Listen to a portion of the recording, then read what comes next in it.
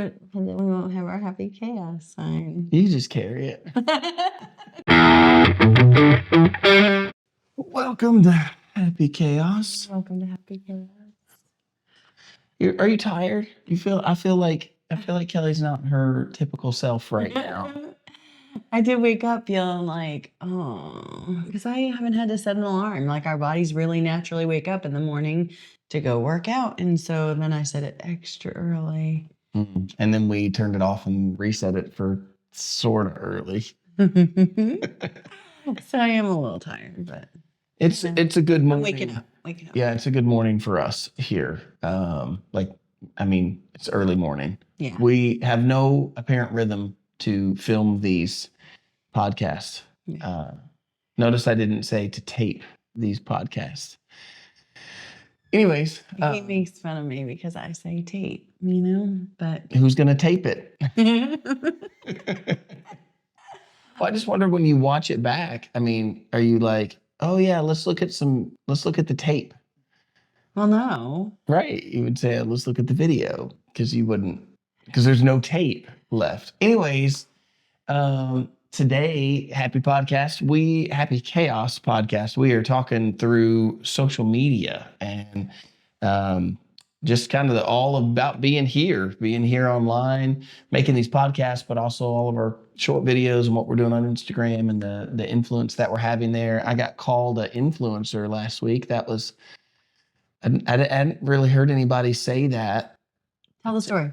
Particularly, like right now? Yes. So we have a brand deal. Brand ambassadors. Yeah, we got a brand deal with a t-shirt company, Caruso, and part of that, what's the word? What do they use? Campaign that they had was that we had to take a picture with the shirt and post it on our story, and we did. And then someone else that is a friend of the owner of the company also follows. Yeah, that apparently follows our page.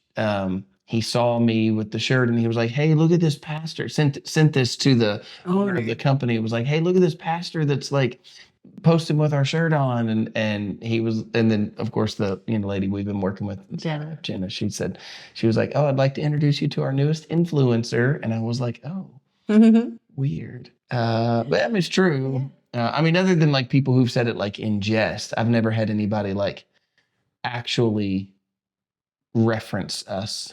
Like, oh, look at those influencers. Nah, I don't know who would say it like that. Right. So you got. I feel like it did happen. I pictured us like I don't know, up high on a wall or something. Like, look at those. Like they're flying. No, anyways, no, I just mean like in the sense of like, people have referenced me as when I was an upholsterer, they were like, the upholsterer, they referenced me as that when I was the preacher. Yeah, that now always get referenced as the preacher, the pastor. Mm-hmm. Y'all act different when I walk around. I see it. Everybody's doing one thing and then pastor comes. Sometimes people say it. Mm-hmm. They're like, "Oh, pastor's in the room, pastor's here." Yep. And I know that deep down that joke means y'all better quit talking about what you're talking about, mm-hmm. because we're doing what you're doing. Right. Like somebody in the room may not know that he's a pastor, and so we're gonna get you to stop. So that's what that one means. It's like when your kids like kind of warn each other, that mom and dad are coming. That's what it's like. It's like, "Oh, pastor's in the room. Wink, wink." I love it. Yeah. Well, before we get into all things social media, it's Kelly's favorite moment of the podcast. Yes, it is. Comment time. The comment time. It's not that I don't like the comment time. I enjoy the comment time. Just I'm not as much as honestly, if it wasn't for Kelly, I would read like 2 comments. I would make it like a rarity, but Kelly would read in the opposite. Kelly would read every comment, all of them, which we'll talk about comments here in a little bit. Yeah. Part of the reason too that we get these off of Facebook, all of these comments that we're reading we get off of Facebook, is because Facebook tends to be a little bit kinder than some of the other platforms. Yeah. At least for us. I mean, I'm sure different people have different, experiences, but for us, Facebook tends to be the nicer Yeah, comments. I would agree with that. I think we get the most of the mean ones off of YouTube and Yeah, and Instagram. Instagram. Instagram, y'all are hit and miss. It's true. It's rough over there sometimes. Very true. I know you're owned by the same parent company, but it's rough. Yeah, it was like two different like clubs. Like, Yeah, I feel like Facebook is like the I feel like Instagram. There's a club on Instagram that follows us because they hate us. Does it feel that way? Yeah, it does kind of feel like that. I feel like that with YouTube though, like some of the comments. Oh, people, YouTube's the. And I'm like, listen, why? Like y'all took your time to write a 4-paragraph essay to you about why they don't believe in God or why it's a mythical thing that you're. And I'm like, y'all, we see right through that. Like, okay, you know what I think? This is how I quantify it. Facebook was right to say you have friends on Facebook. yeah. So Facebook, we have friends. Instagram, I feel like we have, like two clubs. Like there's some that love us and some that hate us. So Instagram, I would just say sometimes, some of you, not all of you, some of you are mean on Instagram. So we have it's like friends on Facebook, mean girls on Instagram. And then YouTube, you're the crazies. Yeah. Like there have been some crazies on some other ones as well. You're all right. But listen, I just want to tell some of these stories, but YouTube, that's where the crazies come out at night. If you've ever been to like Walmart or Dollar General at midnight, oh, for sure. that's all the YouTube people. Yes. Yeah. And again, not all of you. Right. It's just the percentage of mean and crazy goes. Yeah, just like goes all Walmart shoppers at midnight and Dollar General shoppers at midnight are crazy and yeah, that's true. coming in their pajamas, tweaking a little bit, What was that? What did you just do? Tweaking a little bit. That will live on the internet, honey. People can make a meme out of that. They can take that face and your eye. Do it. You got to be careful what you do. Yeah. People are But crazy. if you're gonna do it, I need you to take my breaths into consideration too, and my laughs. So like tweak, laugh, tweak, You said breath. Yeah, like because you just said that people make videos. Breathe, breath is what she said. Just want to be clear. Oh my god! I didn't say it. I'm like, did she? I literally Looking there, I'm like, are you correcting me because I said breath instead of breathe? No, I was. But then I'm like, oh. I'm just telling you all right now that I was like, I'm gonna have to stop this video. Like, I don't know. We can't have Cut this section out. We can't have that. That's not what I said. Breathe. You gotta take her my breath. Oh gosh, I'm sorry. I'm just taking this words. I'm like, I'm not even thinking. My breathing. Breathing. Well, we're off to a great start today. I will not cut this and make this the real. Okay, all right. Moving on. Let's go to the comments now. What she, just so you know, what she was referencing. She was The air in my lungs. That's what it was. we know that. We get that. At this point, people have either turned it off or they're rolling. It's one of the two. But listen, people have made these videos and they take where somebody goes and before they talk, which we all do. I mean, everybody has to take a breath before you talk. Yeah.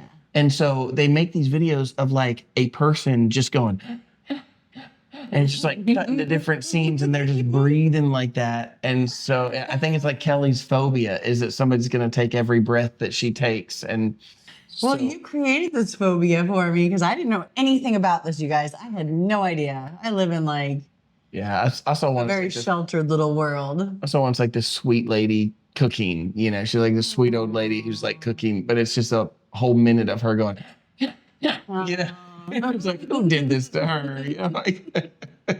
Y'all are brutal. No. We'll talk about that too, the brutal here. Yeah. But, all right, let's read some comments. We've taken long enough to get to this point. We're gonna have to cut some of the comments down because we've taken so long to get here. Go ahead. Do you see how he did that, you guys? Like he needs an excuse to cut me down. from my You, Dan, comments. just the No, my comments. comments. Just That's what I the comments. mean. To cut my time down. Ron Roseanne McCoy, workout, word sounds familiar. Did years ago. We walked a track and halfway was a turkey hill by it. So would stop and get a soda and candy bar. Hey, don't judge. Needed the energy. That was me and my son. But when husband was along, didn't stop. And a little like, I get that. Yeah. I definitely feel like I push us hard. Mm. I don't think so. But She I feel like right now. I actually feel like this comment relates to him when we have the kids with us. We have this little ice cream shop down the road. Mm-hmm. We're going for a walk, y'all. A walk. And the kids will be like, can we stop at the ice cream shop? And he's like, let's go see if it's open. And I'm like, y'all, they charge like $7 for an ice cream. This person's it's never 7. open. I don't know if it's 7. They do. If you're watching down at the ice cream shop down the street from us, you could stay open a little longer. It's awkward. Like closing at 2 and 3 in the afternoon just is not good for business. So, Yeah. because I'm telling you, I had a big old family. We was ready to drop $50 on ice cream because that's what it takes. Yeah. Many times. Many Yeah. times. Anyways, many times, meaning many times we've tried and unsuccessfully. It became the joke. I was like, joking with the kids about how early they closed, and I was like, it's like a game of, like, oh, when do they close today? Oh, it's Tuesday. You could only come between noon and 12:15. Yeah. Anyways. Okay, Gina Holmes says, I look forward to these episodes each week, listening while I garden. How fun is that? I know. Love you both so much. Thank you for sharing your life and wisdom and silliness.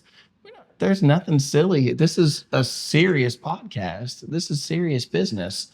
I don't know. Gina, I don't know what you're talking about with the silliness. I used to have a gifting problem, so much joy in gift giving, and so I'm wondering if you all would share what widow site did you meet on? So I think we talked about that a little bit. The widow site we met on was, I think it was called Young Widows. Yeah. Or young widows and widowers. Yeah, young widows and widowers, and it's not specifically for meeting, although that obviously does happen. Mm-hmm. But the goal is sharing grief, grief sharing, and just support. For widows and widowers. It's a big group now. I mean, there's lots of people there. So I haven't been on it in a long time, but I left it. Yeah, I think I have too, but if I haven't, I don't see it anymore. Yeah. So, anyways, yeah, so that was the site. Thank you, Gina, for your comment. And as far as the gifting problem, I'm not certain that it ever goes away. I think you might just get used to it. It's a good problem to have, though. Faye Meager. That's right. I think Okay. Meager's right. Let me know. Let us know if we did that right. Watching from Canada. You guys are the cutest. If I lived closer to you, I'd definitely attend your Sunday service. God bless you both. That is so sweet. Oh, thank you. I wish you lived closer too. But you could always fly over and come see us. You can always watch online too. Yeah, you can watch online. Yeah. Which I'm sure she does. Yeah. There's a whole online thing here. Yeah. So that's what we're talking about today. Shelley Feudman says, I would never come at you for gifting or for your coffee problem. I love to give just like you, Kelly. It makes me happy to give to others. I love coffee and Starbucks. I also love trying other coffee shops. That's only my thing. It's just like you could try others. I do. There's other ones that I like. Okay. Just they're not. Like matzo pie. They have a delicious. I've never heard macchiato. I've never heard you be like. Yeah, you have. Not in a craving sense. I've never heard you be in the car and you're just like, you know what I want? This little coffee shop down the. No, I've never heard that. No, you probably have. She said my daughter bought me a frother to make the cold foam, and I've been enjoying my own iced coffee at home. Bingo. That's what I'm trying to say. With caramel cold foam, so delicious. I need to be in your gifting club. Well, you can totally join the gifting club because it's apparently a thing now. I don't know there's much posted there. I don't know there's much going on. There's not much going on there. There's not many people. I put it on, not this last podcast. I need to put it in there again. Yeah. Because I can only send invites to the people I'm friends with on Facebook. Oh, I see. Yeah. And so I need you guys to request to be in there. Ooh, I love this one. Yeah. Casey Rogers would love to track steps with you all. It would motivate me to do more, knowing there is accountability partners. Just have to get back into the habit of wearing my watch. Come on. Let's do it. Yeah, let's do it. When we get It's done, fun. when we get done with this, we've got a big old walk that we got to go take. Yeah. And so, yeah, we're all about it. It's Yeah. other than the fact that her watch cheats, but it's fine. It does not cheat. You know what? When I was a kid, we had a Nintendo and it cheated for my brothers, and now you have That's funny. now you have a watch and it cheats. It cheats for you. It tracks. It tracks for your life. Yeah, it tracks. Electronics cheat. Yeah. And for other people though. Yeah. Right. Yeah. Not for you. Not for you. No, not for me. I gotta earn it. Here's what I have to say about our step challenge. Here's what I have to say. Okay. Have I ever beat you in number of steps? Yes. I want you to now think of how many more miles I had to walk to get you those had to steps. do 1,000 more steps. And for me, if we walk the same amount of miles, I'm 1,000 behind you. I know. So that means I have to walk 2,000 steps to get like more than like our regular walk. Yeah. To be, look, I see what you're doing right now. You're patronizing me. Listen, 2,000 steps is a give me lot more something. steps. When we work out, like I push some weight. I'm not even He challenging. I'm saying burns that 100 calories more than me every workout. Every workout. So if I forget to, or like my watch dies and I don't have my watch when we're working out, I work out harder. It's fine. stop it. He always, so I could be like, oh, well, how many calories did you burn? And he'll be like 460. And I'm like, well, then that means I burned 360 because it's always 100-calorie difference. It is. It is like clockwork, 100 calories. Do I think your watch is cheating? No. But I'm saying that if we walk the same distance, the same 4 miles, and we're doing the same workout just because you're double the weight lifting that I am. I'm just telling you right now, I think that if you see what I'm saying, I have to, for me to win in steps, I have to go double as far. You don't have to go double as far. It's only 1,000 every 7,000 steps. Every 6,000 steps. You're 6,000, I get 7,000. Yep, that's true. So it's not double. No, it's not double. I'm saying, but it's double as many. If I beat you by 1,000, it's really more like I had to take 2,000 more steps because I didn't take the same amount of steps as you. I had to take 2,000 more than you. If we walk 6,000, if we walk 4 miles. That's true. We walk way more than that. All right. Okay. Anyways, sorry y'all that we're going off on the step thing again.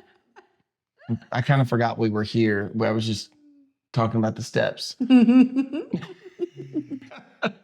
Hey, maybe welcome just to shuffle the your podcast. feet a little bit more. I'm going to, y'all. This time I'm gonna like old man shuffle the whole walk. You I'm should. just gonna like, You totally should. I'm gonna, like that. Instead of your legs going, look at my legs. They just do what they want. I don't know why I feel so offended by that impression of my legs. I'm like, why are my legs like wait for me? Why are mine like two big dumb giants? Like Jack and the Beanstalk legs that are. Stop it. That's not even what it is. It's like you make it sound. Just chill. All right, so hey man, look at my legs. They just do whatever they want. None of these are okay. My legs are apparently dumb. Like Oh my God, they're just chill. They're just chill. That's my chill voice. all right, I'm reading 2 more comments, then we got to move on. You're reading 2 more and I'm reading 2 more. Yes, go ahead. Oh wow. No, go ahead. Go ahead. All right, Kim Williams. See, I remembered. I know. Yeah. She said, still loving Monday nights to listen to your love story with all the fun and laughter. This is a serious podcast. Anyways, I feel like I'm watching a rom-com. We're in Ohio, 4 hours and 31 minutes per match. So we were wrong about that. Hope to be down in a couple of weeks. Hopefully we won't come while you're on vacation. LOL. Didn't see the link for the gifting group. I'm so excited about it. And Pastor Justin, what size shoe do you wear? What size shoe do I wear? 12. I didn't even know. I was like, I don't. 12. You do. Like, okay, you guys, I have been buying him shoes for probably 3 years because my gifting problem, right? If he says he wants something, I'm like, I'll go get it really quick, right? You guys, like a month and a half ago, I'm texting him from the store getting our daughter shoes. And I sent him a picture of these shoes and they're orange and blue and they're Adidas. And I'm like, look at these. Do you like them? He didn't answer because he was on a phone call. And I was like, all right, I'm getting them. I thought for sure that would trigger him to be like, no, don't get them. I totally would have. And he said, I love them, size 12. If you could have, this is the face. I'm like, you didn't need to tell me your shoe size. Like, I knew your shoe size better than you knew your shoe size, but you're telling me your shoe size? This whole thing is that you're upset that I told you my shoe size. Yes. I was like, who are you talking to? Joe Schmo on the corner? No, you're talking to me. I know your shoe size. People come to me to ask me your shoe size. I am sorry. Our daughter comes to me. I'm sorry every birthday. I'm sorry that I mansplained my shoe size to you. I don't think that was mansplaining. You just told me it. Just so you know, like in my mind, I think I was thinking, because I had to go look, and it depends on the brand on whether I'm a 12 or not. I buy your 12s all the way around. No, because if I get a wider shoe, sometimes I have to get like 11 and a half. Like Vans, I usually am 11 and a half. This man does not own one 11 and a half in our closet, so. All right, well, whatever. Nor does he own Vans. I would totally get him some Vans. We're not getting Vans today. You just bought me a pair of other shoes. All right. I can't keep up, y'all. Like, why buy yourself some shoes? All right. Gretchen, I do need some new workout shoes. Desperately. Yeah. They're so bad. Y'all rock. Oh, so I'm sorry. Gretchen Benningfield. Y'all rock. I challenged myself to do a metabolism reset for 14 days. That's what I want to do. I'm staying under 20 carbs. Thanks for the encouragement. I need it. Kelly, is there a plan you follow? Track macros? You sound like you've had great success. I have had absolutely great success. My great success started out right after my husband passed away. My late husband passed away. And so, you don't want to eat. I didn't. And so I forced myself to eat just a little bit every day because I knew that I would eventually have to eat. So yeah, that's how I dropped like 70 pounds in like 3 months. It was very, very quick. Like every time I got on the scale, 4 pounds, 7 pounds. So anyways, then I think I talked about this a little bit. I was at this like plateau and I don't know, it was just bad, but I'm finally like losing again and working towards my goals again. And my plan, I stayed a pretty big calorie deficit. I'm usually 800 to 1,000 calories a day. We walk about 4 miles a day. We do a workout, a good lift Just to workout. be clear, we do a dedicated 4 miles of walking plus whatever the rest of the day is. Yeah. It's not like 4 miles for the whole day. Yeah, we usually get 15 to 20,000 steps a day. Yeah, we're somewhere. I would say, like big days when we're really walking a lot, doing a lot. It is not uncommon for us to see 20,000. Yeah. And I would say, when we've like been in a big step challenge and we're like really pushing hard, it's 23,000, 26,000. Yeah. Which is a lot. That's a lot of steps in a day. I don't track macros. I never have, but it is something that, during this like 2-year plateau, I was like seriously considering getting into that. I've tried so many different things. I've done all fruits and veggies, and that was probably my most successful at the time, but it's not sustainable, like just fruits and veggies for a really long time, at least not for me.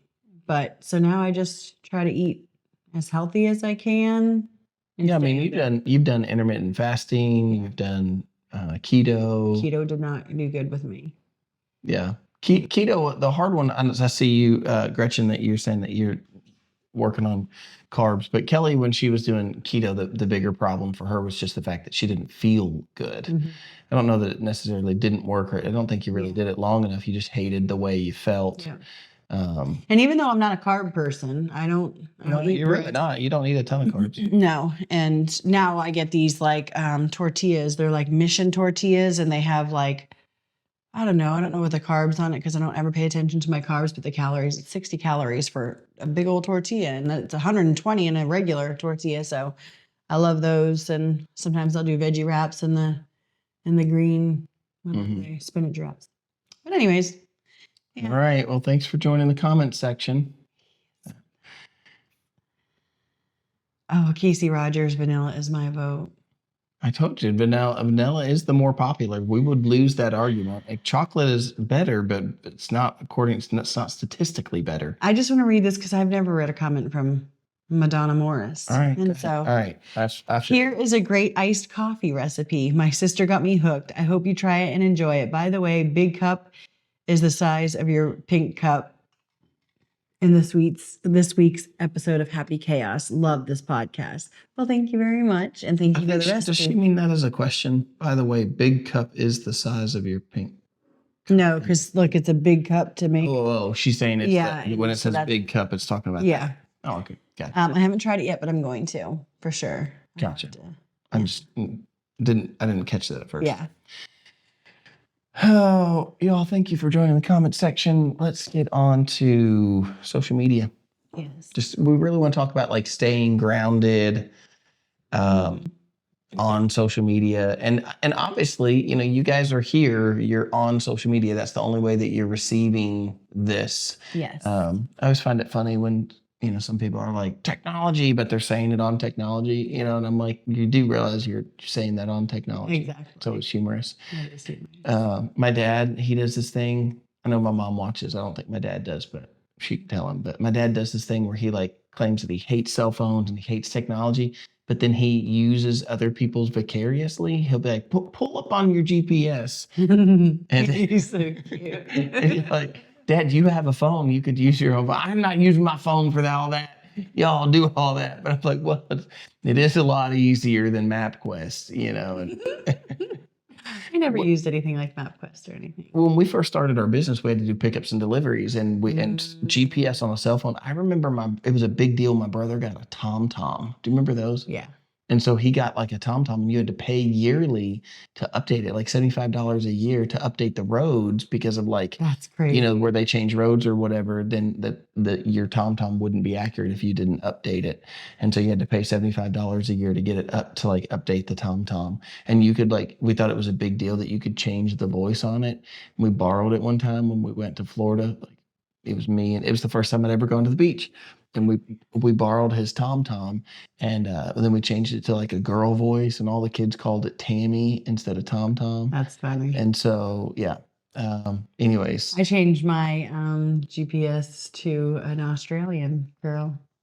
Yeah. Just to make it fun. It's boring when you have just the same little voice, and so she'll say things really funny, and it gets us laughing. I love it.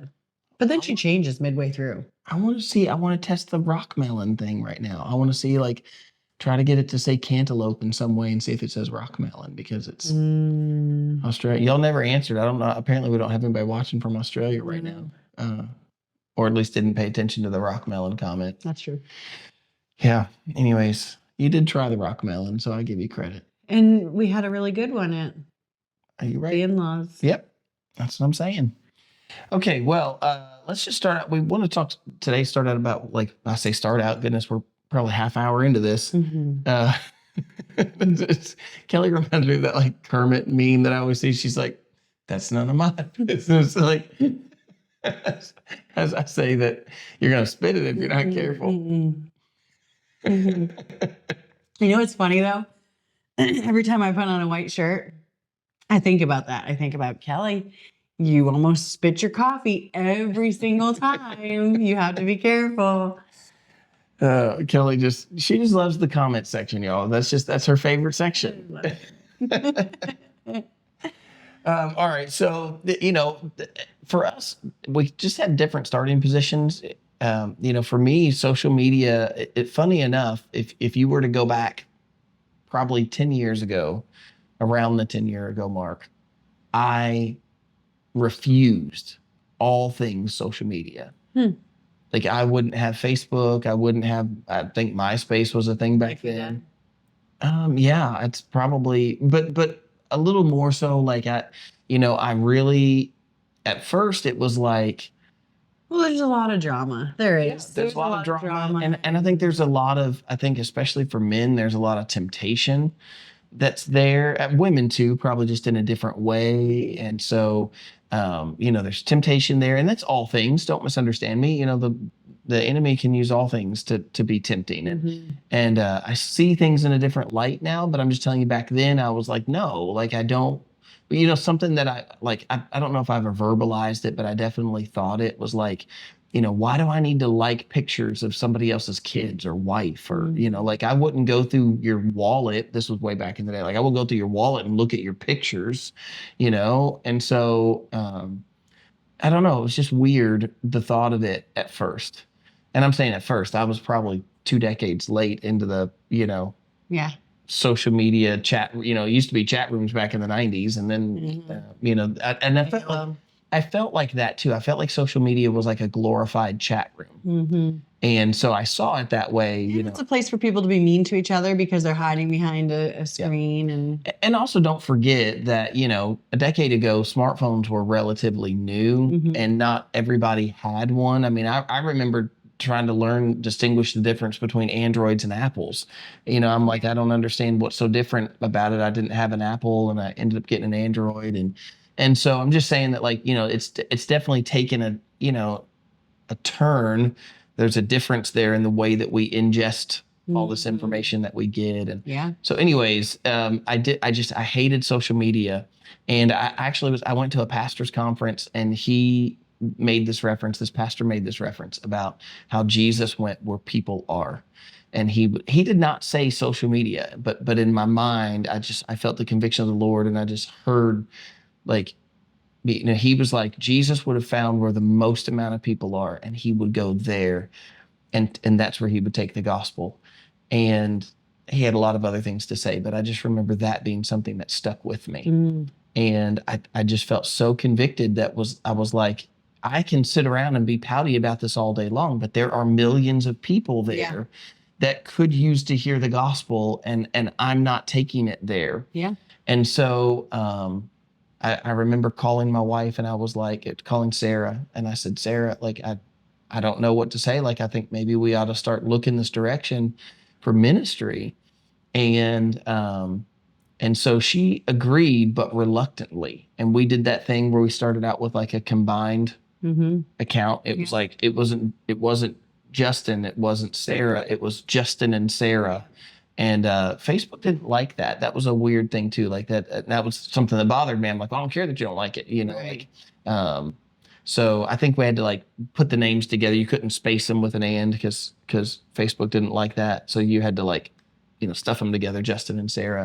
And I'm totally down for that still, by the way. I mean, if you're not on it, I think circumstances are just different. But in our circumstance in that moment, it was like, hey, let's, we'll have a joint account. We'll share the account. And then slowly over time, the Lord just began to work more and more into that of like, this is where ministry, I say this cautiously, but my wife was listening to like podcasts and things from a guy named Gary V. And just be forewarned, he is super foul mouthed. Like he just says foul words all through his content, and I don't condone that. I'm not saying that I condone that in any way, but the stuff that he spoke about, he was intelligent, and he was intelligent about social media. And then it was kind of his stuff that he was talking about. If you have a business today and you're not utilizing social media, you are, he would say it in pretty strong language that you're being foolish. And he would say things like, you have an opportunity, he'd be like, go back 10 years or 20 years, the opportunity to put your message in front of 1 million people or, whatever would cost you tens of thousands of dollars. Yeah, for sure. To do that. And then now you can put your message in front of people for free. Yeah. And then he talked about like people who have a message. I don't think he really ever dove into the, religious side of things, or the, the ministry side, or there's a word I'm looking for, but I can't seem to think of it right now. But, like evangelism, he did not dive into that in any way. But again, I kind of heard it that way because he talked about like some people, their whole thing is that they like have a mission. They have something they want to share. They have a truth that they want to share. And he's like, that's even more so reason that you would want to use this type of a platform. And so again, that was just really impactful to me to think like I saw it differently. I saw social media differently. And this is a part, I know you guys have probably heard the story of how like I physically got started. Like Sarah got me downstairs and, told me to go down and make a video. And so I started making these Bible study videos as I was wanting to teach through the Bible. A little bit before that and a little more, backup story to that was the fact of like, starting to see social media as a tool to spread a message, to spread the message of the gospel, rather than seeing it as just a place to, my initial view and what I didn't love was the idea of like making your personal life public. Right. And a place for friends to gather up. And I'm not saying there's anything wrong with that. Again, I think things have changed, times have changed. We don't log onto a computer to, go, I used to see it as a waste of time too. I'm like, you have to like go to your computer and go, find this website and pull it up. Like it's different now. It's in the palm of our hand. It's directly connected to our pictures. Things are just different. So I see that part of it differently. But the thing for me that really changed my mind was seeing social media as a tool to spread the message, but most specifically for me, like spread the message of the gospel and do that via social media. And so with that in mind, that was like that was a starting point. And then and then that naturally led into, okay, now that I was opening myself up to the idea of being on social media and testing the waters of being on social media, then that led to the channel of, I want to teach through the whole Bible. How do I do that? How do I teach through the entire Bible? I'm saying this just so if you're new to that idea, like how do I do that I was thinking in person, like what if I had a Bible study every morning at church? And then, I'm like, well, people aren't going to come to every morning. They can't come to every morning. And then if you miss a little bit, you've missed it. Like, I can't keep doing the same stuff over and over just because you didn't catch the last Bible study or whatever. So, I was trying to figure out, how do I do this? I love the Word of God and I want to teach the Word of God. And it was my late wife who pushed me to put that in video format and say, go make a YouTube channel and, stop talking about it, go do it. And so I did. Yeah. So there you go. That was kind of my starting point. I think yours is. Which even then, like you didn't see the Lord orchestrating a ministry so big right now, helping so many people. Yeah. Yeah. I mean, if you think of it from those terms, for me, it was a super slow growth. On social media. I know people have these channels where they grow really fast, but mine was not that, and it was a grind. Yeah. And it still is, for that matter. But it was not a overnight success where it's like, oh, and I think a lot of people still have this mentality, like, oh, how do I get this message across, or how do I get famous or whatever? And they think, oh, I'm going to post a video and millions of people are going to see it. It's just not the way that it works 99.9% of the time. It just doesn't work that way. There are some people who have these overnight successes. I even know some of them, even right now. I know some of them that are kind of like overnight successes when it comes to social media. But for the most part, it's a grind. Yeah. And so for me, it was like here's a true story. The first year that I was posting these videos on YouTube, I only grew that channel by less than 100 subscribers. It took me over a year before I first saw like 101 subscribers. And, that's peanuts in the social media world. I mean, that's literally nothing. Yep. And then, the second year it was like 100 to, I think I went from 100 to like nearly 300 in the second year. And I mean, that's technically exponential growth, because it wasn't 100 went to 200, it wasn't like 100 one year and 100 the next year. It was 100 one year, and then the next year was like 200 went to 300. And then the next year, like 300 went to 1,000. And it took me to the third year before I finally broke 1,000. And then in that third to fourth year, I went from 1,000, I went up to like 4,000 or 5,000. So again, 1,000 in a year, and then to 4,000, 5,000 in a year. And then now here I am in my 5th year, and it's at like YouTube's at like 21,000 or something like that. But again, you can see that was when I put it in those terms, you can see it, yes, it's exponential growth, but it wasn't exponential growth in like, Right. You one weren't popping off. It wasn't popping off, not in any way. Yeah. And so it's just been a grind. It's just been a lot of work. But I still, again, like if you see it as a vehicle, if you see it as a tool, if you see it as a skill and you're refining that skill, it looks a little different than, oh, I'm just posting silly videos of me and my kids or something like that. Right. So. And I wish I had some motivating story about why I joined social media, but I don't. I think yours, it's just different. Like it's just a different thing. You were already on social media. Yeah. We met via social media. So I mean, like I feel like I can't dog on it like I used to now. Yeah. Yeah. Me and Jonathan never had a joint. He could care less about, Facebook, same or anything like that, but I got him on there, and so I don't know, he was barely on, and just I don't know. But anyways, mine, I just got on for social purposes, for connecting with people and friends and family that lived in Massachusetts and all that good stuff, and then met you. And that was a really great thing that came from social media. And then would you say that your perception, though, from where we started, where you started, on social media for those social reasons, and then where you are now, like, do you feel like you see it the same, or do you feel like you see it different? Oh, definitely differently. Yeah.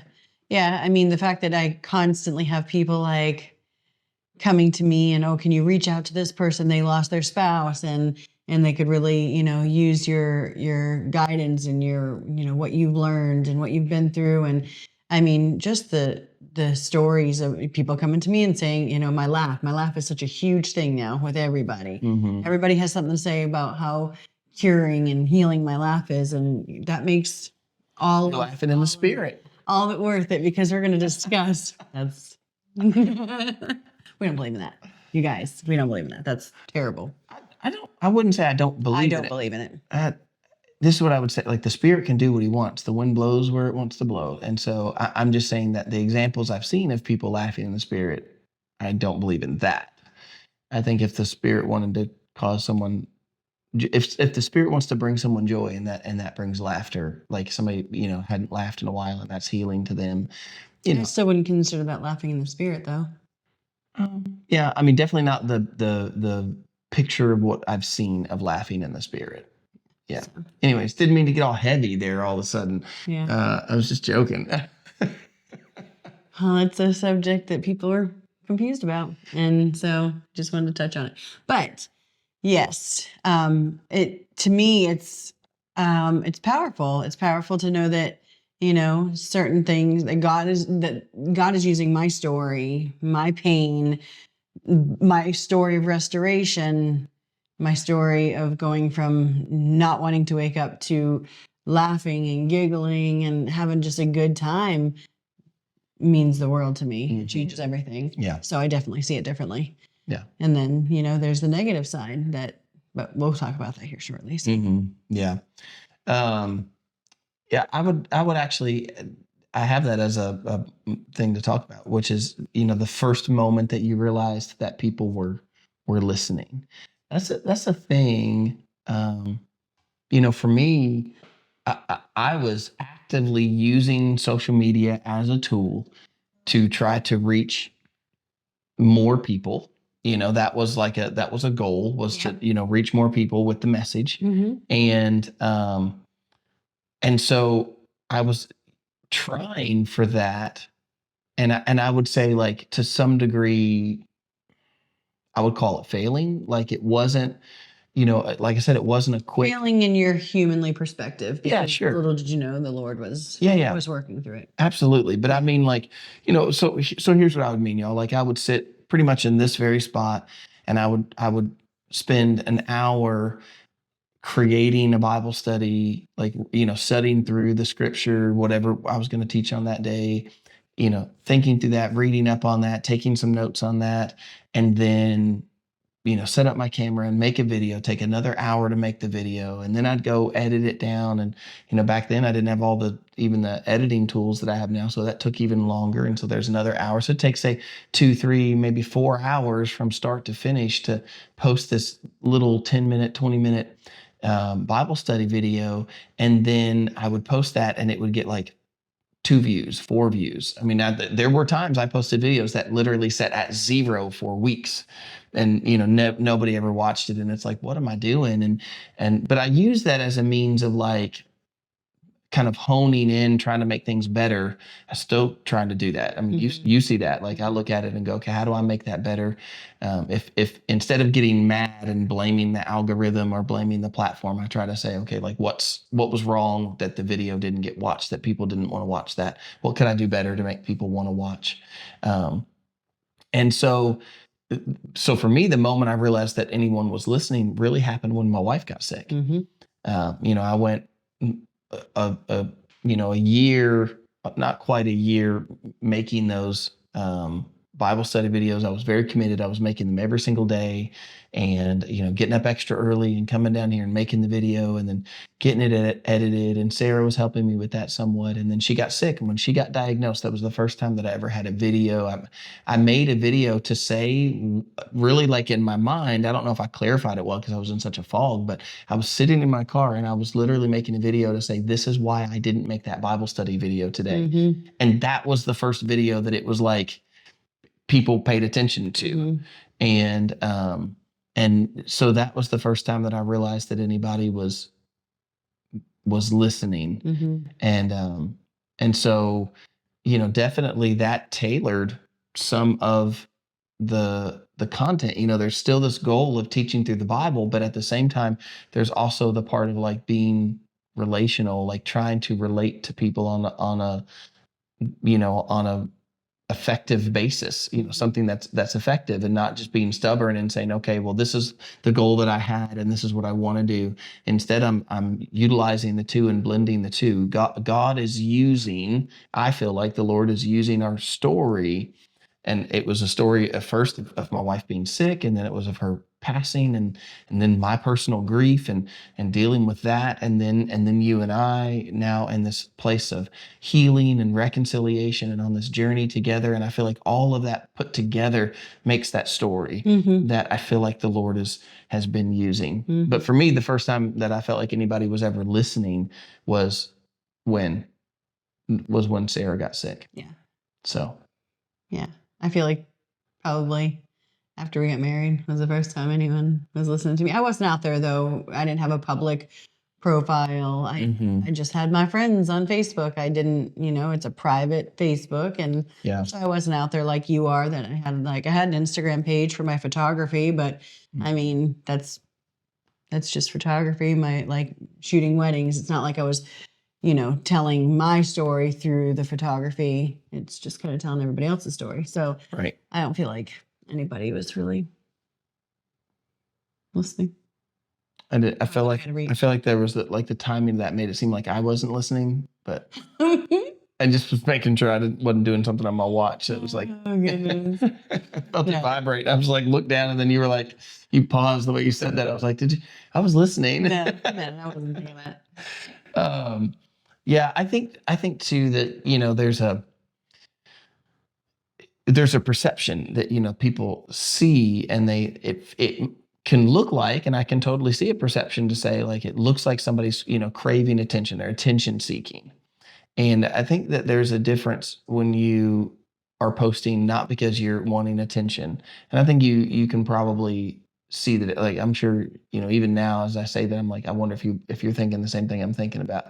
Like a post we saw the other day, and I just feel like it's like craving attention. Like there are some people that are like legitimately just craving attention. They just want somebody to look at them, and they would use any means necessary to get somebody to I think that is the internet and social media for the most part. Like, yeah, for people sure. do some crazy stuff to get views, and it's just, I don't know.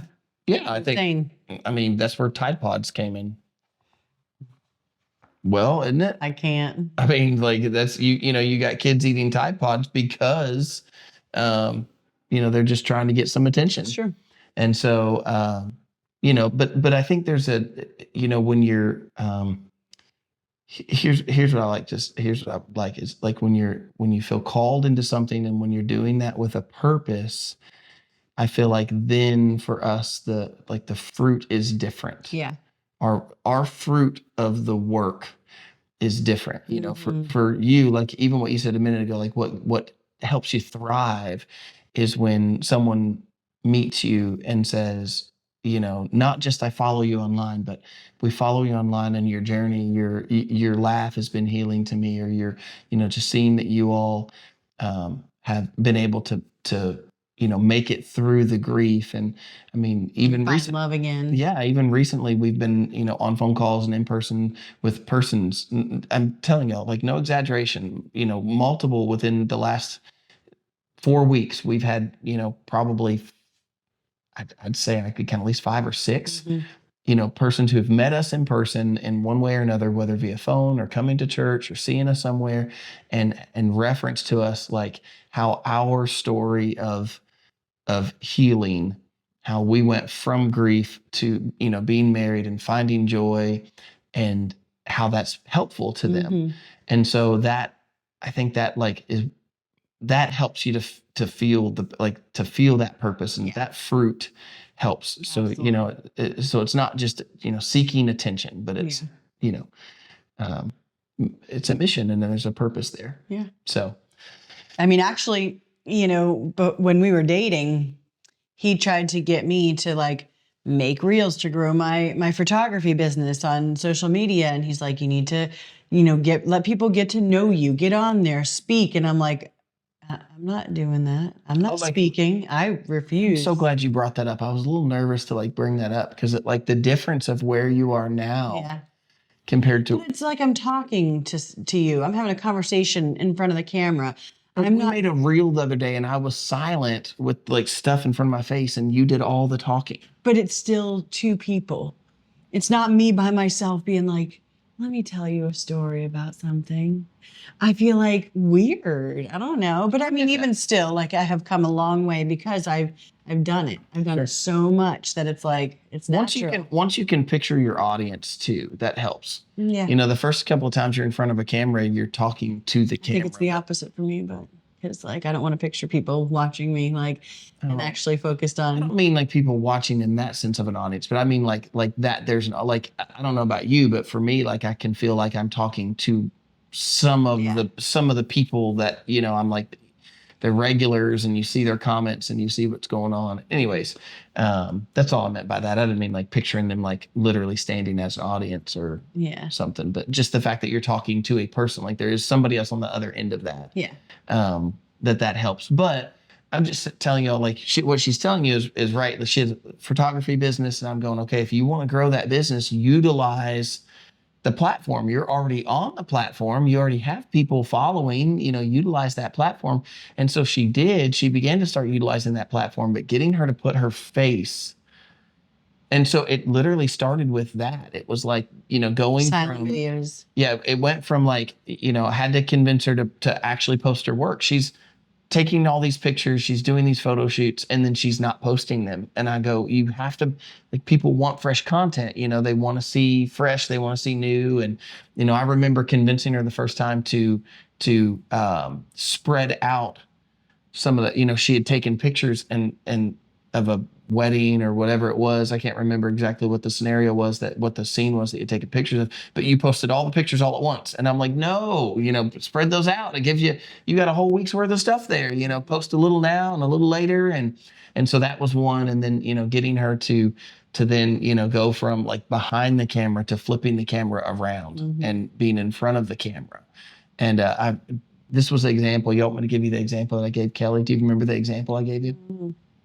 I can't believe you don't remember. I feel like the examples are the things that stick.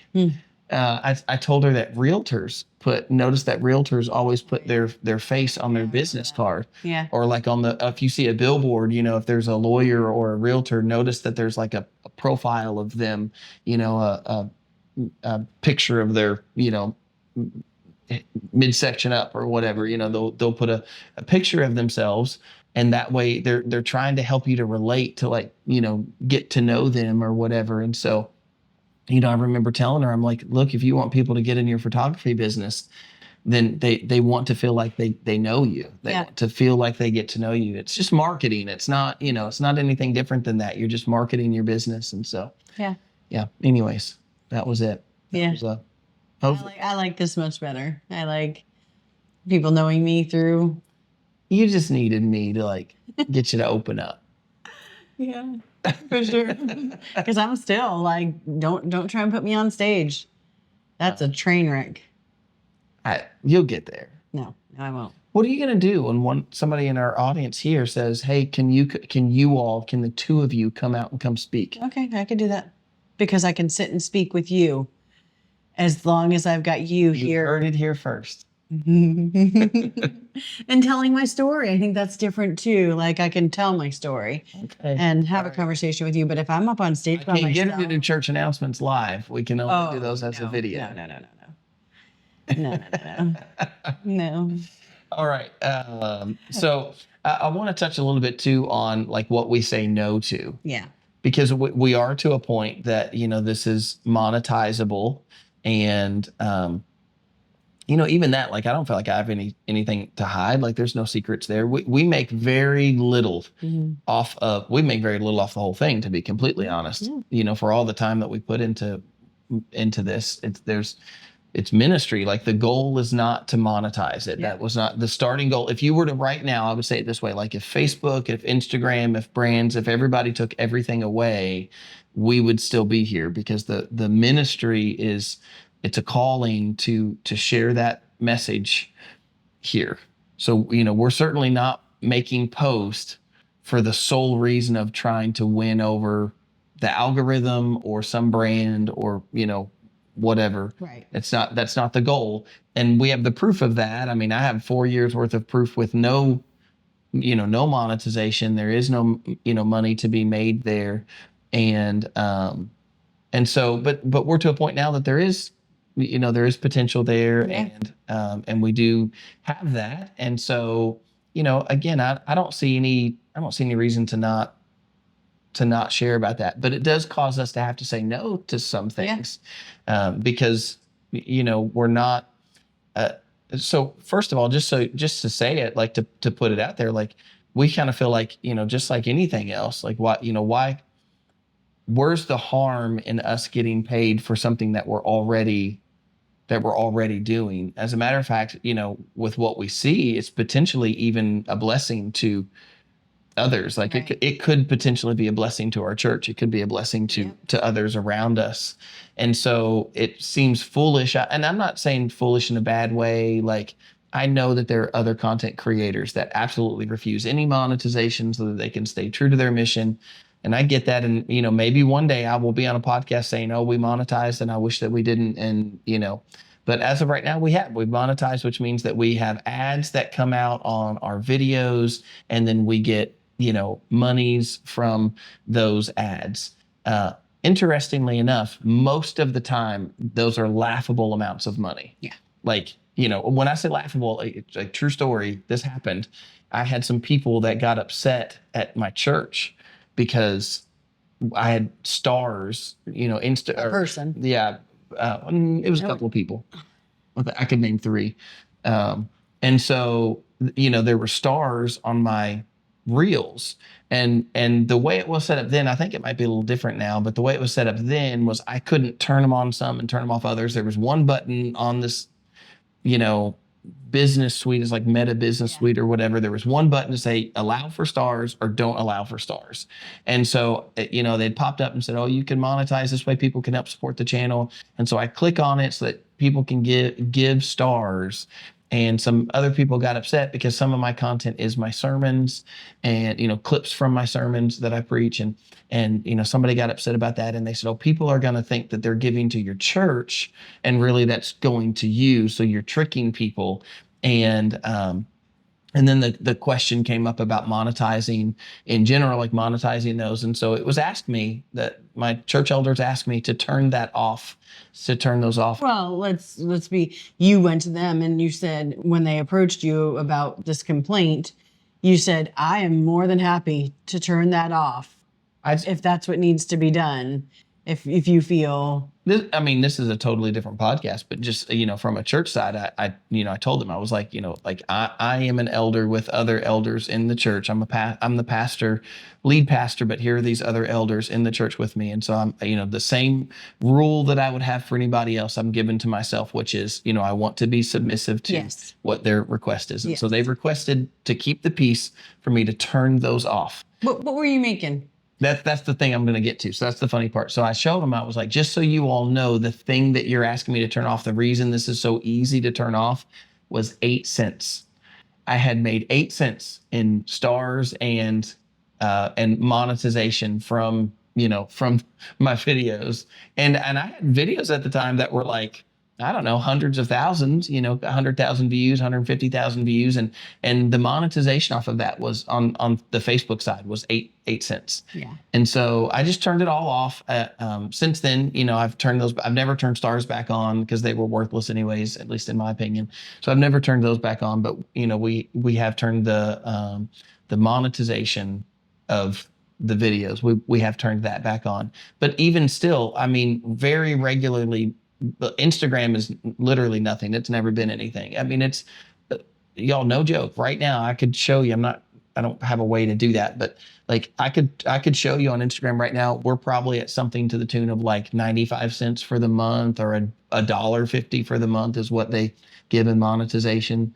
It's like laughable amount. Like you look at it and I'm like, Instagram, get out of here. What are you doing? Yeah. Like, why do you even have that as a? Yeah, and even like he thus far, we refuse to get on TikTok. Yeah. Everybody's like, well, TikTok is where you can make the money. You're already creating the content. Just get on TikTok and share it there and make the money.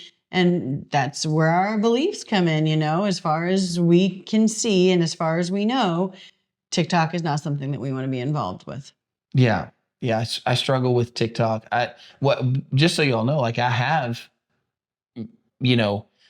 considered, the fact of the matter is it falls in the same line as the other, as what I said before. I go, well, millions of people are there, whether I agree with it or don't agree with it. I still haven't, been able to bring myself to go over there. And part of that, just so you all know, and you can correct me on this, like I'm willing to be corrected. But one of the things that that I had learned before about TikTok was that it was being used by the Chinese Communist Party for their social scoring system. Yeah. And so they have a social scoring system in communist China, and they are scoring people based on their behaviors, and they're getting that information via the vehicle of TikTok, and that it was also being used for espionage in the United States, which I'm like, I don't fully understand that, but I'm sure there's parts of it that I don't understand, probably because I'm just not in that world. And, how could I understand it? I'm this like guy that makes Bible study videos. Right. But then that's the other side of it, is to say I'm making a Bible study video. And if I make a Bible study video and I put it over on, TikTok, have I done something wrong? And so, but I guess that point was just to prove like where your thought process is and where you're coming from for the few people that come against you and have said things like, no, in the comments, there's still some coming against, even like advertisements. I remember one time he gets on and he just railed on me for the advertisement that was on his end. And I won't go into detail about what it was. And then I wrote back and I was like, those are tailored to your search. Like, that's what cookies are about, man. Like when you've accepted the cookies, that's what cookies are. It's like, the cookie in the cookie jar, you want to get the kid to put his hand in the cookie jar. Yes. And so you put things in front of him he wants to see. I think most people know that by now. If you think that you can talk into your phone and that it hears you and then gives you advertisements for those things, which I think that totally happens too. Don't you understand that the reason you're seeing the advertisements you're seeing, I have no control over those advertisements. I have a little control over those advertisements. And I try to set them. I have them set to, I don't want like X-rated content. I don't, but still stuff comes in. I think that one was like some sort of an adult dating site or something like that. And, he was railing on me for seeing that. And I was like, brother, that's on your end. Like, that's not me. You know, that means that you're in some way that your phone thinks that you want to see that. Yeah. And so that's, that's not happening because of me. And even at that, I mean, I remember when I first monetized and I was questioning, should I monetize? Should I not? Because there's a guy that I follow on YouTube, and he does not monetize. He doesn't really do Bible studies, but he's got faith-based content. It's called Off the Curb Ministries, and he refuses to monetize at all. He won't monetize any of it. And I don't. If that's your conviction, like, go with that. But I'm just saying that there is definitely conviction in what we're doing. Monetizing has become a part of it, but then it's caused us to say, and I gave you all like the super negative, like, Instagram giving, $1.95 or, $1.50 or something like that. But it's not all that way. Don't misunderstand me. I mean, we do make more than that on YouTube now, and on Facebook most of the time. I think that we make more than that, significantly more than $1.50. Nothing life changing, nothing earth shattering, y'all. Don't misunderstand me, but into the hundreds. Yeah. Sometimes the hundreds and hundreds. Yeah. Like one time. No, we've done. No, it's been more than once, but it's definitely like growing. It's just like anything else. So it happens once, and then it happens again, and then it happens kind of more regularly. I will say YouTube is at least consistent. Yeah. YouTube's very consistent definitely in what it is. But then that leads me to like so one is just the monetization of the platform itself, but then to the monetization of brands. We have, with no brand deals whatsoever and no, really nothing coming in to speak about on social media. We've said no to several things. I got invited to this, what I thought was like, oh man, that's going to be like right up my alley for content. It was this, basically like Bible app. And they have all of these different rooms. They've got like a prayer room and a this room and a that room and I thought it sounded great until I downloaded the app. And then I was like, I don't want to endorse this. It was weird. Some of the stuff that was happening there was weird. Like, they had one room, they had like these healing sounds. Do you remember that one when I showed it to you? It was like they had these like, it was like a room you could go into in the Bible app, and they have like healing tones and I'm not here to get on you about that. I do know that there are some things with frequencies, but I'm here to promote God's word and the truth of God's word. And I'm not trying to get into whether or not 550 hertz is gonna, heal somebody or something. Like, I have no dog in that. But even more so, then there were some other things on there that were weird. And I'm just saying that I was like, this is not for me. Like, I can't do this. Like, they're offering to pay me to endorse this, but I can't endorse this. I had the same thing happen with a guy that had like which sounded good at first. He was like, it's all about like his whole deal, his whole mission as a company was to like help men get off of pornography. And I'm like, I'm down for that, but then when I'm like watching his content and the stuff that he's saying, I'm like, oh, like, I don't like the way this, I mean, I'm all for the message, but the way that this is being presented, I don't want to endorse this. And so, some of it just really had to do with like verbiage and things that were being said that I was like, I don't want my kids to see me endorsing this and they go and see this guy and he's saying these things that I don't agree with. So, we've had to say no. We've had to literally say, like, that's, it sounded good, but it's not for us. We can't just endorse any and everything. What we take as a brand, then we're endorsing that message to some degree. And so we want to do that well. Yeah. Stop. Why are you doing that? I felt like you went quiet on me. No, not at all. Like, I feel like you have that was funny. You have more to speak about with that than I do, Oh no, honey, my monetization and brand deal side of all of this is new. You're in all of that. So no, but I mean, like, you just talking about like even that one that you just said, the getting them. So yeah, I get you. Yeah. I'll tell you another one that we have to be really careful of. We have to set a boundary, which is our kids. Yeah. You know, we see it on here, people asking us to post pictures of our kids. And there are times I want to so bad. Like, I mean, I even, made that reel with our kids at our photo shoot. But it's because all their faces were turned away. And so I was like, okay, I know it's, tiptoeing with he has stronger. He's like, no, I don't want, them on there. But I'm like, well, it's not showing their faces. And I don't know. I'm torn because we show so much of our life with you guys, and our children are such a huge part of our life. And so I really would love to be like, these are our kids, these are the crazy moments that we have. And, I look at it that way. But I mean, what he's been through previous to me with Sarah, they had a little, not podcast, but what was it that you guys had? vlog. A vlog. Vlog. And they had some pretty crazy stuff happen. And so I totally get it. Like when he told me, I was like, that really happens? Like somebody seriously? Like, and then I got introduced to this world of stuff that happens that I had no idea happens. And so that's the biggest part of it. But I feel like the lighter side, but serious to us, is like the comments, and the hate and the mean things that are said. Like, goodness, people don't care that it's a child. They will be the first to say mean things. I've got an old friend. He came over just last night, and he has some pretty big viral videos, and he has his kids in those videos. His kids are the way. I didn't get permission from him to speak about it, so I don't want to share too much.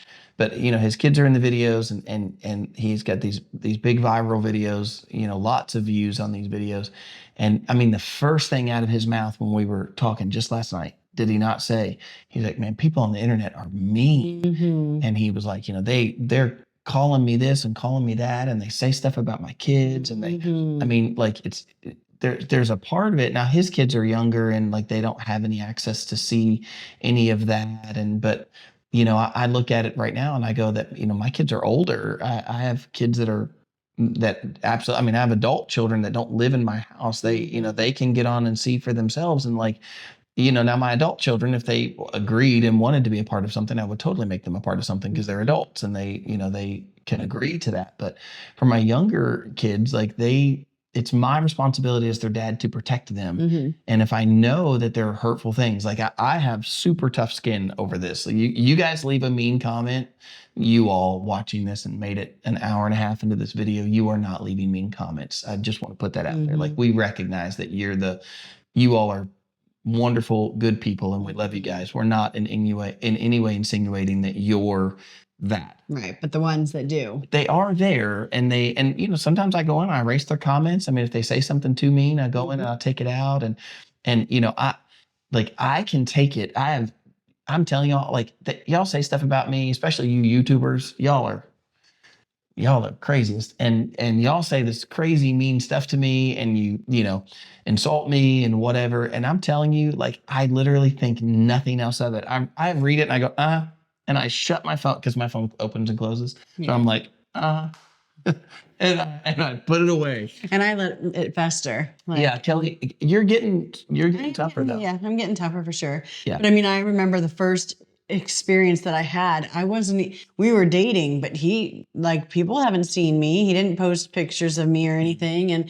And somebody got on and must have stalked his profile to stalk my profile to see exactly who I was. And they were like, "Oh, she's a narcissist and she's gonna break your heart," and some nasty, mean things. And I'm like, it was even nastier and meaner than that. I mean, yeah. And I'm so bad that I erased the message, and then they went and they messaged again, and I messaged him back, and I was like, "You're talking about a widowed woman. Like you should be. You're claiming to be a Christian on a pastor's channel.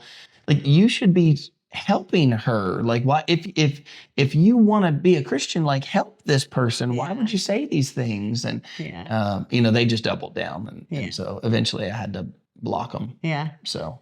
But they don't know me. They don't. I mean, if they did, they would know that like I am the farthest thing from a narcissist, and it's like, What? Yeah. What do you mean? But I mean, people do. I remember, gosh, before any of this, I was married to Jonathan, pregnant with Sophia, and I'm tame now, but I'm a very avid Trump supporter, and so like I would be on there like battling people that are saying these mean things, and I know why would you do that, but I fell for it, like the whole I'm going to stick up for this and that, and so I would like post Trump stuff, and this person came onto my Instagram and commented on a sonogram picture and said, "Your ugly baby is already hideous in the womb." And I'm saying like worse than that. And they told me that I should go have an abortion because of it. Mm. And I'm like, you guys are brutal. Yeah. Like, and that's what we're protecting our children from, because people, they don't know a low blow, just like the enemy. They don't know a low blow. Well, and I mean that's the whole thing. Just a word on that. If you've ever been involved in that, here's a word, which is to say, like, these are real people that are on the other end of these cameras, because just like I said earlier, that like the dynamic has changed. Human beings are the ones with cell phones. Mm-hmm. You think you're commenting on a video, but you're commenting on a human being. Yeah. That's a person. Yeah. And they really do have feelings, and this really is affecting people. And, you have persons like myself that can have really tough skin and can say, I literally don't care. And if it got to the point that it bothered me too bad, I would just shut it down. I'd be like, well, I'm not going to do that. Like that's bothering me. It does not bother me to one degree. Like I give it no second thought whatsoever. It actually, sometimes I'm almost to the other end. I'm almost humored by it anymore. I'm like, well, this, that was a creative way to say that. Like whatever.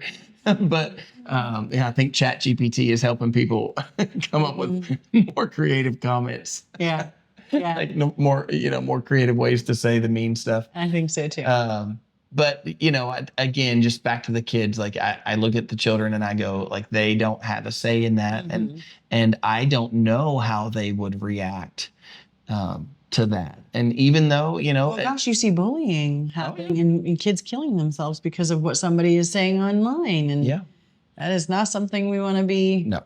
So, I even struggle with, teens having cell phones in general. And, I'm in the camp of saying I'm not exactly certain what to do there, because I think that there is a safety factor to, being able to reach someone, to be able to communicate.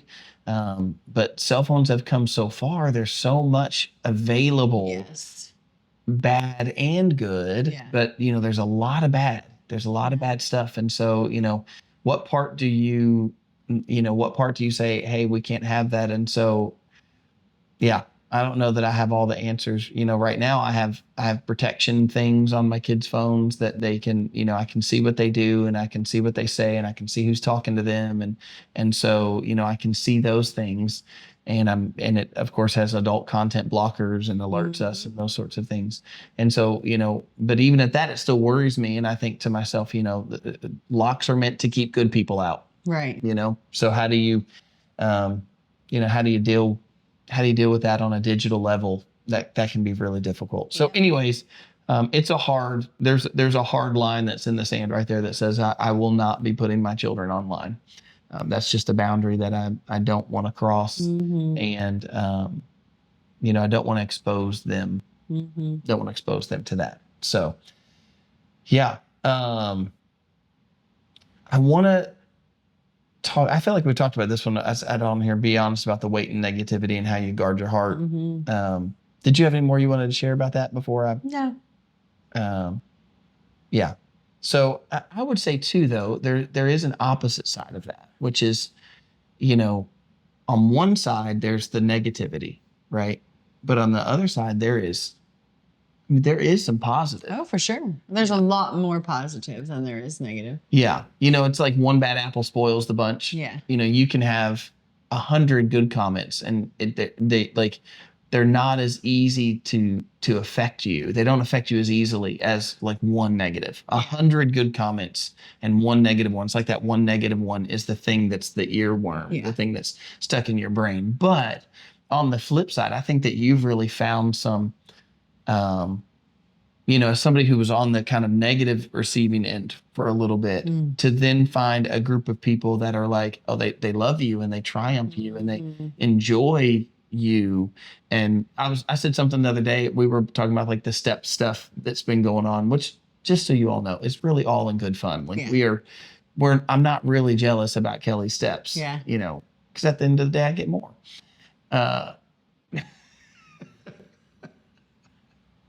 I'm saying I go further. Right. Yeah. I have to walk harder. Yes.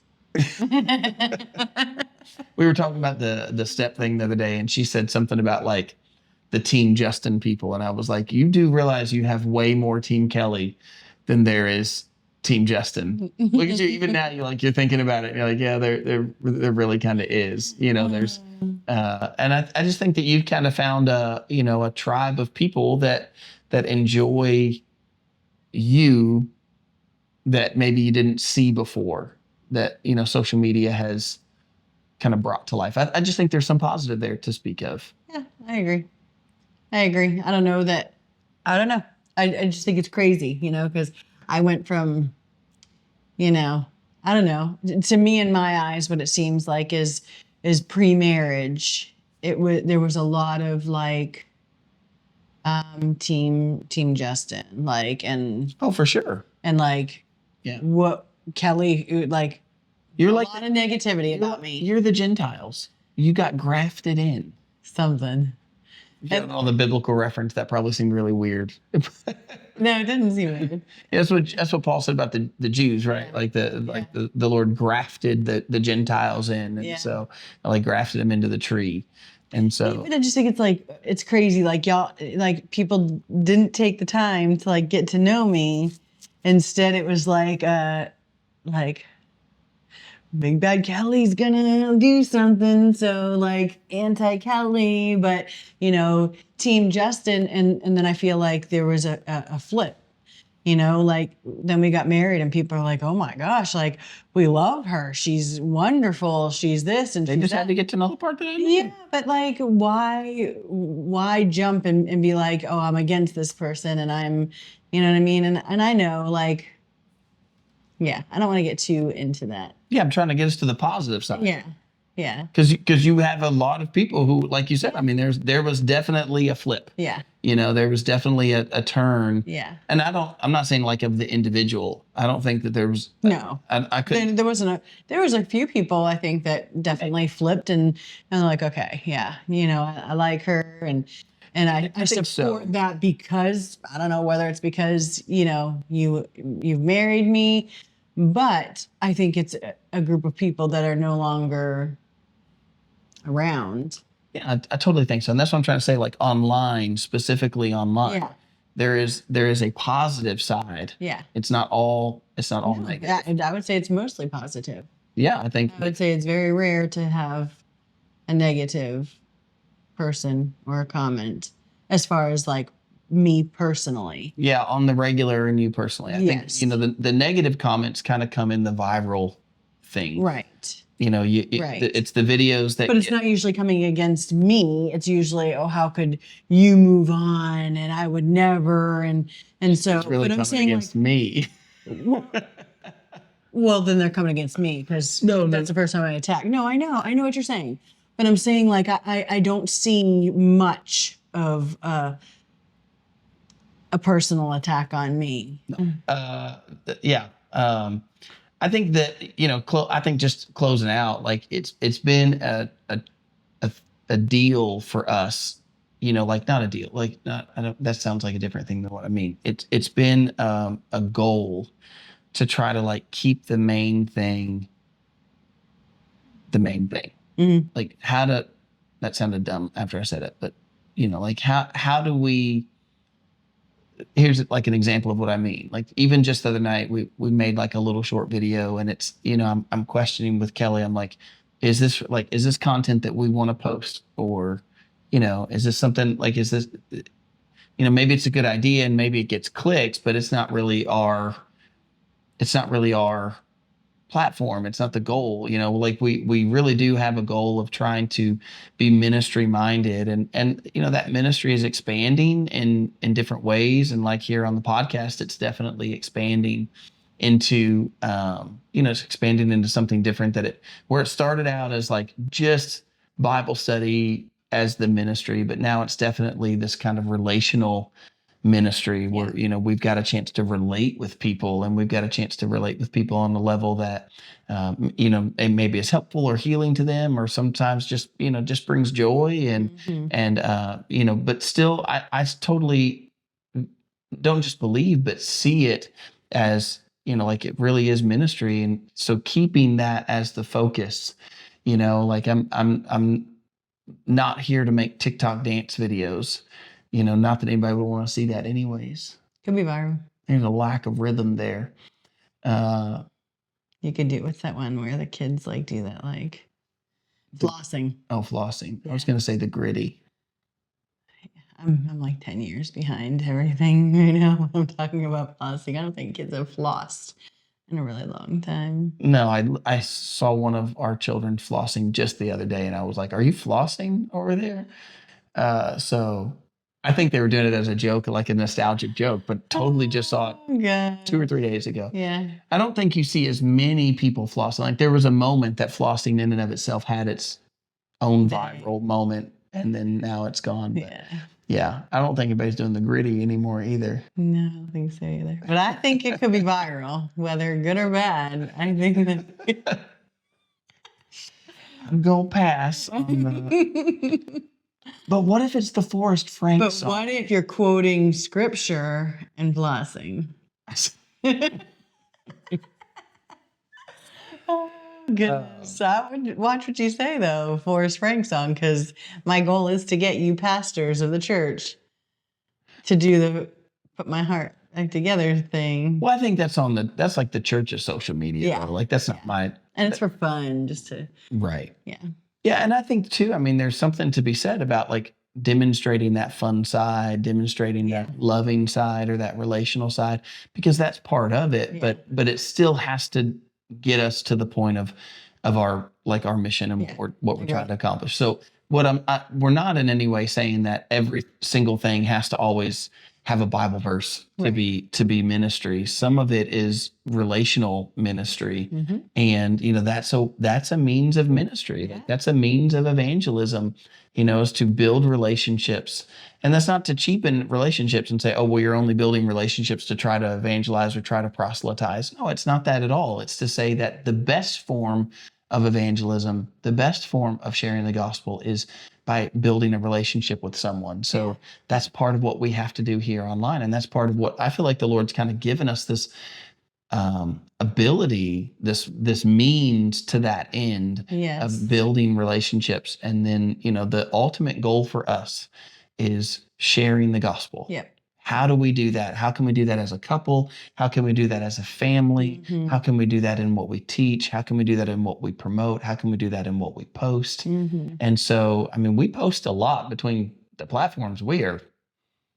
Goodness. I mean, if you're following just one platform, you might be like, oh, they didn't post in a few days, but that's only because you're only following one platform. If you're on all those different things that we're posting on, goodness, I mean, we're posting multiple things every single day. I don't think there's a day in the week that we're not. Right. Well, and it's not just our personal, like we've got all of our personals, and then we've got the church social media. We've got the school social media. I mean, there's a lot involved in this ministry. Yeah. So, then that forces us to have to take time. Sometimes we just have to be like, okay, like we're turning them off. No comments right now, no replies, no anything, just turn it off. Like we have to and as a matter of fact, I will say that it's actually caused me to like kind of lose the more personal side. I mean, I have like a personal account on Facebook, and there are times that I'm like, I haven't looked at that in days. Not that I haven't been on, but I've just been on posting things or commenting back to things or whatever.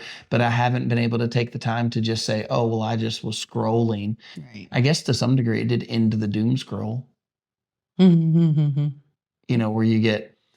we saw this video one time, and we've always liked to quote it, where it's called 911. So funny. There's this, I'm sure there's probably been lots of people that have done it, but there's this like lady and she's on her phone and she's like, "Oh, honey, look at this." And she leans down and then there's her husband like laying on the floor and there's a ladder beside him, like he fell off the ladder. And she's like, "Oh yeah, 911, 911." and that's us sometimes. We'll see, the other one on the phone. He'll be like, "Did you 911? Did you?" Yeah, because you'll pull up your phone to like look up a phone number or to look up some kind of information. And whatever pops up first on your phone, like whatever you were on last, it's like, oh, look at Billy Joe just was doing this the other day. It's like, wait a minute. I was in the middle of getting a phone number. I was in the middle of doing this. Yeah. So yeah, I think that, that's just that's the long and short of it is, staying on track, staying on mission, staying on point. And like, that's the goal. That's the goal that we have here on the podcast, but also just on all of it altogether. Mm-hmm. So, yeah, I think it's time for us to go on our walk. I feel like you got tired, but it's not midnight. I know. It's like 8 a.m. I know, but I'm used to like getting up and that's the first thing we do is we go for our walk and work out. So like I'm ready for it. Maybe one day we'll do our podcast on the walk. I'll need a selfie stick. But then we won't have our happy chaos sign. You can just carry it. We'll edit it into the video. Oh, there you go. Floating happy chaos. Yeah. You could probably do that. You could probably can. Put it as like a sticker or something. Yeah, you probably can. Yeah. I mean, we have good talks on our walks. Yeah, we like this will not end. It's not like we're gonna just go walk and not talk for the next hour. We're gonna chat it up. Yep. Exactly. Except when we're going uphill. Sometimes I feel like I'm like walking uphill and talking. I'm like, why am I talking right now? It's true though. It's true. At least jogging. Like when we're jogging, it's like no talking. We're going uphill. Yeah. Well, if you made it all the way to the end of this video, to this podcast, here's what I would ask you today. Like I understand not everybody's got the same type of platform that we have with social media, but what are some boundaries that you set up on your social media? Like what are some things that you say, like these are things that I want from this, even if it is just socialism or whatever, but these are also some boundaries that we set up because I think everybody has to set up boundaries on social media. It can be the Wild West, so to speak. Yeah. And so, what are some boundaries that you personally have set up that you keep to say, like, this is what me and my husband do, or this is what I do with my kids, or this is what I just do personally to keep myself pure or to keep myself from, whatever. I don't know what that could be. I'm like making up scenarios in my head over here. So you guys tell us, like, what are some boundaries that you all have when it comes to your social media? Yeah. All right. Well, we better go walk before Kelly falls asleep sitting up. No, I'm not gonna fall asleep, and leave us some good comments. Yeah, you better now. So if you've made it this far, let us know if you want us to do an episode where we just do comments. Nobody wants that. I'll bet you guys do. I want you guys to let me know. I don't think so. Or where we answer comments. Maybe we'll do a live happy chaos sometime. I think it's great when your comment is read, but I feel like it's hard when I hear other people. Like if I'm on something and somebody reads my comment, that's like, oh, they read my comment. But then like other people's comments, it's hard for me to pay attention. Okay. I wonder if y'all feel the same way. You can tell me do you enjoy the comment section? But what are you going to do if they're all like, we don't really like that part? Well, then I'll be like, I'm sorry. What if people are like, we've been fast forwarding the tape? You guys wouldn't say that. We were fast forwarding the tape. You know what's funny though that you say that? Our friend Kama, she came to me the other day, last Wednesday, and she said, just so you know, like I have a guilty confession. I was like, okay. And she's like, I watch every podcast, but I only get to the comments section and then I knock out, I pass out because I fall asleep to it. She said, but the comment section is my favorite section. And that's all I want to listen to. Okay, well, at least she's got you guys' story and stuff, so I don't need to hear all that. And she's like, but the comment section, I have to listen to it every time. There was a couple of people asleep in church yesterday. Like they were full on asleep. I think it's just my voice. I don't know. How could you fall asleep to that? I don't know, but they were out. I mean, what? Like he was young. He looked like he was a teen. He was out. Maybe it just looked like it from where you're at. No, he was out. I mean, Lauren posted a picture of her boys, and like at first I was looking, I was like, is he asleep? But he was in the Word, and she's like, I love seeing my boys in the Word. Maybe there were some in the Word, but I'm telling you, this boy was And he wasn't the only one. There was a couple yesterday that were like nodding off. Interesting. Yeah. I'm a very boring preacher, you all, so it tracks. Okay. Opposite. All right, y'all. Yeah. We'll talk to you on the next one. Episode 16. Look how far we've made it. No. We're like the Shania Twain song. Yeah, 15 we're at, so 5 more and we make it Actually, big. you know what? I would just one more question, which would be this: like, what would you all, if you all had something? And we have a lineup of stuff that we want to talk about, but like, what would you all like to hear? We would love to hear Yes. that. I mean, we're not going anywhere. We're not going to change anything in that Right. way of saying like we're not. But I would just love to know if there's something that you guys are like, oh, I wish you would really talk about, or I wish you would dive into, because obviously we're just an open book. So, But PG rated. PG 13. for sure. I think our audience, for the most part, it's a PG audience. Yeah. Well, we were on a podcast the other day and they started bringing up stuff and I was like, He was not. I am not comfortable with this right now. So I tried to just move us off. I know. And so I'm like, don't ask us to dive into that I stuff. don't know if that was the podcast though. I think you're talking about, we were on a grief group. It was like a Zoom call grief group. So it was video form, but it wasn't a podcast. It wasn't going to get posted. Right. But it was still. Yeah. I was like, I don't know. Can we can we skip this part? Welcome to my world. Okay, guys. See y'all next time. Bye.